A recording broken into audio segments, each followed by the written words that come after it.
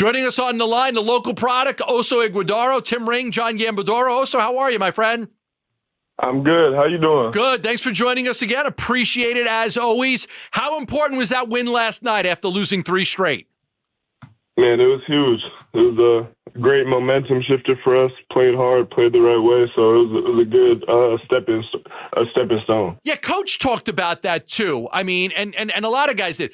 You guys played hard last night.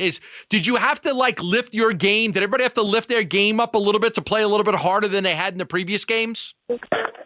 Yeah, I think we were all aware of it. Just the attention to detail and the effort was just there from the start, and that was huge for us. So I think when we play that way, we're hard to beat, so we just have to maintain that. Yeah, also, while you were on hold there for a second, you probably heard me saying about the energy on the defensive end, and I thought it was contagious, and I thought it really, really paved the way for that victory. I want to get your thoughts on something that Bradley Beal said after the game. Yeah, playing hard is one thing, but Beal said, honestly, man, if you go back and look at the games that we lost, we weren't having any fun. We weren't enjoying it. We were just pressing. Can you talk a little bit about that and maybe what was going on internally with the team and how that switch was flipped in a positive manner last night? Yeah, for sure. I think over our stretch, we kind of got away from ourselves and like Brad said, having fun and just getting after it. And I think yesterday, for starting from the bench, just everyone cheering each other on, just excited for one another. It was great energy, great vibes all around. And I think that's a small win that contributes to a larger win throughout the game. Is it difficult to – you guys have just had a hard time having everybody on the court together. Nurk's been out, Grayson's been out, Book's out now, Beal has been out, KD's been out. I know it's next man up and everything, but I mean, I'm sure you guys are just dying to get to the point where you can get 5, 10, 15 games together with everybody playing at the same time. Yeah, for sure. I think that especially in times like that when guys are out and you're traveling or whatever the case may be, that's when that energy and having fun is even more important. So I think that if we can maintain that energy that we had last night, no matter who's in or out, I think we'll be good to go. Hey, Oso, just about 30 games into the league now for you. Give me kind of your 30-game assessment of your own play, the league, what you've learned, what you found out was harder than maybe you thought going in when the season began. Go ahead, let me hear it. Yeah, 30 games in. I thought I've done a lot of good things. I've been trying to learn as much as I can and grow. I think overall the league, I would say that I've learned that the most connected teams and the teams that, I mean, this is the theme of everything we've been talking about, but the teams that play the hardest win. And from the outside looking in, you think, okay, this team has LeBron or this team has whoever, and they're just going to win because of talent. But if you really watch games on a night-to-night basis, the team that plays harder wins almost every time. Wow. Okay. So how do you guys play harder on a more consistent basis?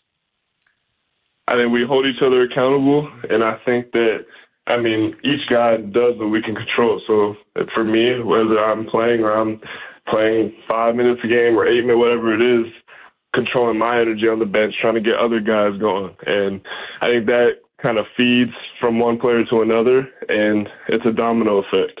Yeah, and also maybe that kind of effort wasn't there in Denver when you lost that game by 27. And again, something that Bradley Beal said that I want to get your thoughts on is Mike Budenholzer let you guys know it. You don't have to tell us what the coach says, but can you reflect on the mood from the coaching staff and the head coach after that game and how that kind of helped propel you guys to what we saw last night? Yeah, Coach was disappointed in us for sure, just like we were disappointed in ourselves. And I think that Coach has done a great job all year of saying what needs to be said and holding guys accountable. And that's what he did. So he came out, let us know that it wasn't acceptable the way we played. We didn't play hard enough. And I felt like we kind of came into the Christmas Day game with a chip on our shoulder and had that at the front of our minds.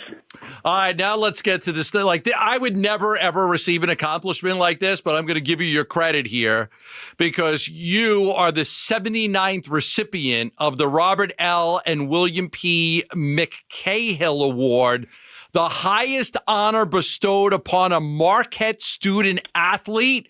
You're going to be honored on February 18th. Tell me about that and just how proud you are of yourself. Yeah, it's huge. I mean, any award that I get from Marquette means so much to me because I'm super proud of what I did there, what my team and I built. So that means a lot. And Marquette has a special place in my heart. So anytime I get to go back to campus, and whether that's just to see the boys or accept an award, it means a lot to me. Now, did you do some sports communication when you were there? No, I didn't. Okay, so what was your major when you were at Marquette? My undergrad was finance, and then my master's was business administration. Finance and business administration. I mean, do you have plans in the future to kind of put those degrees to good use? I mean, not as of right now, but after I'm done playing, you never know. So yeah, I have to figure that out when the time comes. One of 5 players in the history of Marquette basketball to earn academic All-America recognition. That's pretty incredible. How did they tell you about the award that you were going to get it? My coach called me, and then a bunch of different people. I didn't really realize at first how big of an award it was. And then a bunch of people started calling me, and then they posted it on social media and stuff. So it's pretty I good. kind of realized it was bigger than what I thought. Tim, you went to college, right? I mean, you went to DePaul. Well, I mean, come on, that's pretty good, right? You know, if he was going to go to Marquette, why didn't he just go to DePaul? We're in a bigger city. Yeah, but if he would have went, they never win any basketball games in DePaul DePaul. is crazy. If he would have went there, we would have won a little more. You guys haven't won since like the older Myers was there, like 40 years ago with Mark Aguirre. It's been that long. We went to the Final Four in 79. 79. Yeah. Oso was like he wasn't 30 born, years from being born. Yes. All right, Oso, listen, congratulations. That's a tremendous accomplishment. It's going to be a great day for you. The 2024 McCahill Award recipient from the University of Marquette. So congratulations to you. Wanted to just get that in there and talk about that. And best of luck the rest of the season and against the Mavericks. Thank you so much. You got it. Thanks, Oso. Thanks, Oso. Yep. Oso Ighodaro. Thanks for watching Burns and Gambo. Click to see more from the guys and hit the button in the middle to subscribe so you never miss a video from Arizona sports.